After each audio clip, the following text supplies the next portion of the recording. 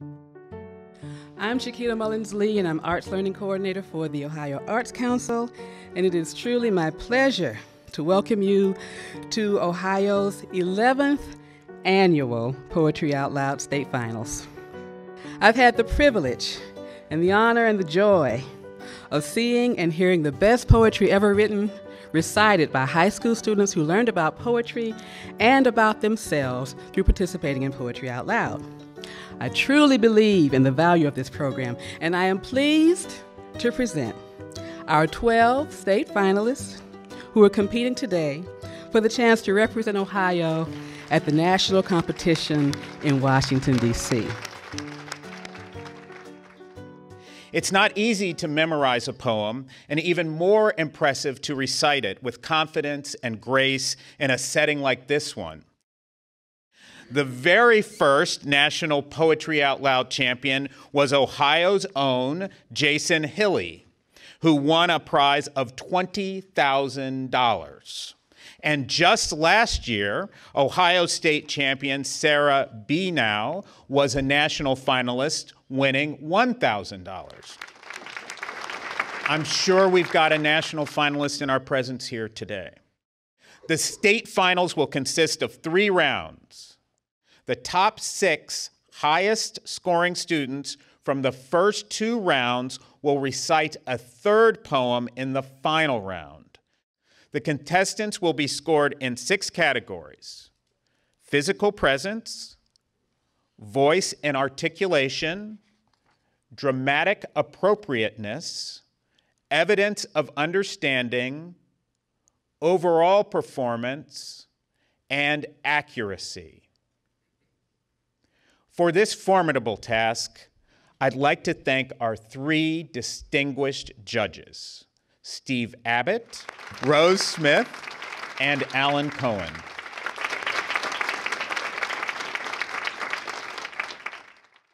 I will announce the names of the 6 students with the highest scores from round 1 and round 2 combined.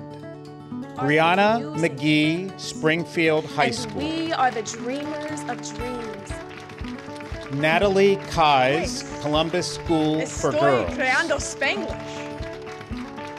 Noah Martin, Westerville Central High School. Our quarrel with the foe. Ebony Bays Holly, Whetstone High So School. long as the world contains us both. Troubled sphere. Genevieve Urban, the I see Lyceum. heaven's glories shine. Thomas Ellison, Chaminade Julian High School. The great groom of waterfowl. When you are old and gray and full of sleep and nodding by the fire, take down this book and slowly read and dream of the soft look your eyes had once and of their shadows deep. How many loved your moments of glad grace and loved your beauty with love false or true. But one man loved the pilgrim soul in you and loved the sorrows of your changing face. And bending down beside the glowing bars, murmur a little sadly how love fled and paced upon the mountains overhead and hid his face amid a crowd of stars.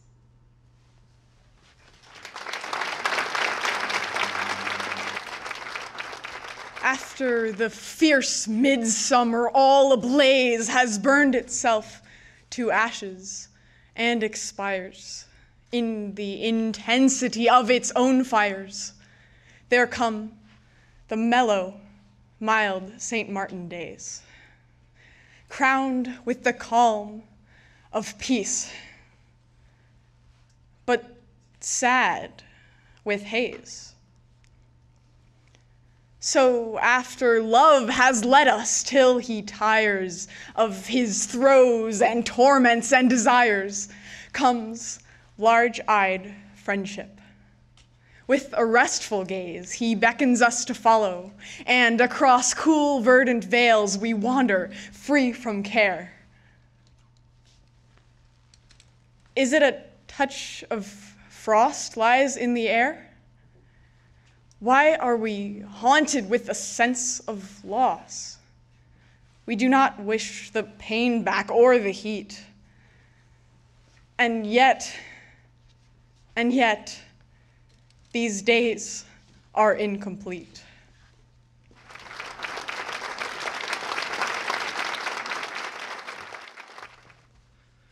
I tell you, hopeless grief is passionless, that only men, incredulous of despair, half taught in anguish, through the midnight air beat upward to God's throne in loud access of shrieking and reproach. Full desertness, in souls as countries, lieth silent bare under the blanching, vertical eye glare of the absolute heavens. Deep-hearted man, express grief for thy dead in silence, like to death. Most like a monumental statue set in everlasting watch and moveless woe, till itself crumble to the dust beneath. Touch it. The marble eyelids are not wet. If it could weep, it could arise and go.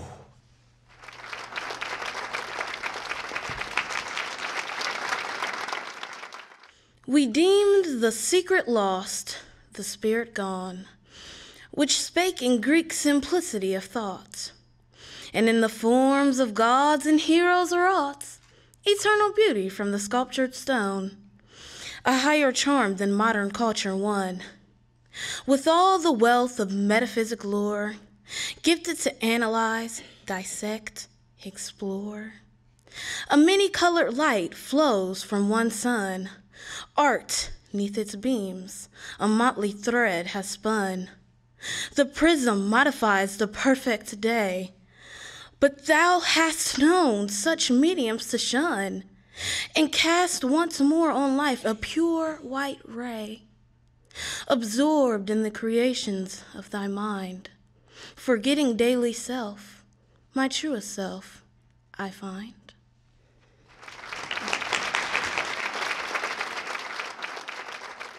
When God at first made man, having a glass of blessings standing by, let us, said he, pour on him all we can. Let the world's riches, which dispersed lie, contract into a span. So strength first made a way, then beauty flowed, then wisdom, honor, pleasure. When almost all was out, God made a stay, perceiving that alone of all his treasure, rest in the bottom lay.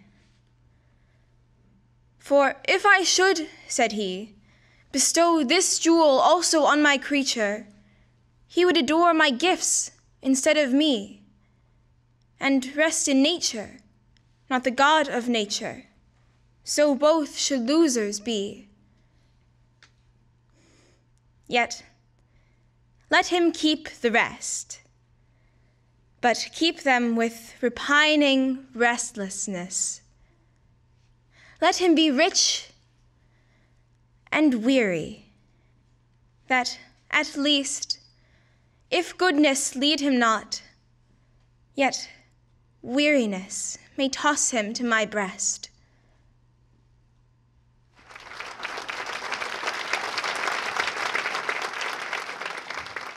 Love not too much. But how, when thou has made me such, and thus thy gifts bestow. How can I love too much? Though I must fear to lose, and drown my joy and care with all its thorns, I choose the path of love and prayer. Though thou, I know not why, didst killed my childish trust, that breach with toil did I repair, because I must, in spite of frightening schemes with which the fiends of hell blasphemed thee in my dreams. So far, I have hoped well. But what the heavenly key, what marvel in me wrought shall quite exculpate thee? I have no shadow of thought. What am I that complain? The love from which began my question, sad and vain, justifies thee to man.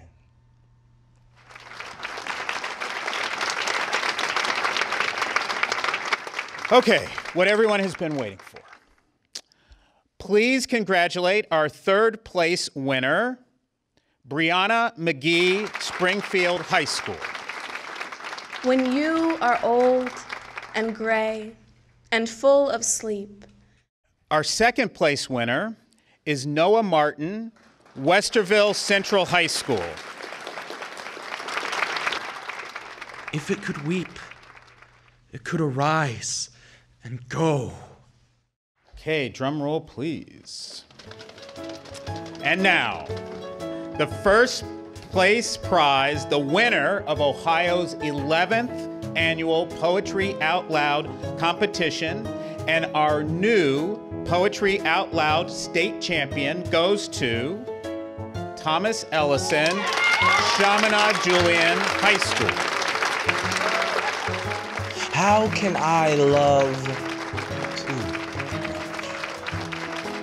In Washington, D.C., Thomas Ellison will compete against 52 students from all over the country for the chance to win a $20,000 prize and the title of National Poetry Out Loud Champion. We know you'll make us all very proud.